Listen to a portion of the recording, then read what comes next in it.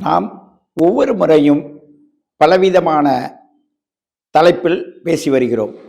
இப்பொழுது ஜோதிடத்தின் மூலமாக நாம் குலதெய்வத்தை எப்படி காண்பது, அந்த குலதெய்வம் எப்படி நமக்கு அருள் புரிகிறது, நம்மளுடைய குலதெய்வம் நம்மை எப்படி பாதுகாக்கிறது, எது மாதிரி நேரத்திற்கு வருகிறது என்பதை பற்றி கொஞ்சம் விளக்கமாகவே இதில் தெரிஞ்சுக்கலாம்.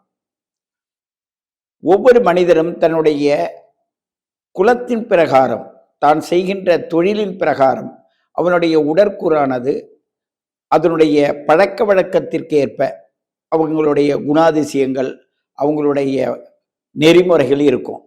அப்படி இருக்கும்போது ஒரு சாரர்கள் சரியான முறைகளை அனுசரிக்காததன் காரணத்தால் அவர்களுடைய குலத்தில் பிறந்த குழந்தைகளானது தன்னுடைய முழுமை பெறாததன் காரணத்தாலோ மற்ற சூழ்நிலையின் காரணத்தாலோ அவர்களுக்கு பாதிப்பு ஏற்பட்டு அவர்களுடைய வாழ்க்கையில் அந்த குழந்தையை விட்டுவிட வேண்டிய சூழ்நிலை வரும். முழுமையாக அது சமூகத்திற்கு கொடுக்க முடியாத சூழ்நிலை வரும்.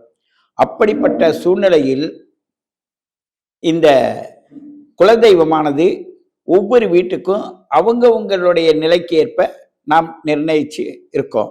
அது ஜோதிடத்தின் மூலமாக 5ஆம் இடத்தை வைத்து குலதெய்வத்தை காண்போம். அதாவது அன்பு, ஆழ்மன பிரியம். ஆழ்மன பிரியத்தில்தான் நம்மளுடைய குலதெய்வத்தையே வச்சிருக்கோம்.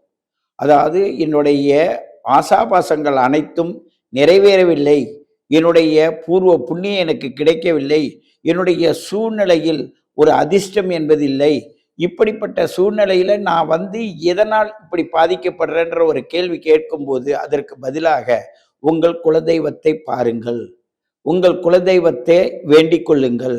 அதற்கு உங்கள் தலைமுறையில் எப்படி பழக்க வழக்கங்கள் வச்சிருக்காங்களோ அதற்கு ஏற்றாற்போல் நீங்களும் அதை பின்பற்றுங்கள் என்று வழி வழியாக பல காலமாக நம்மளுடைய முன்னோர்கள் காட்டிய வழியில் நம்ம செல்றோம்.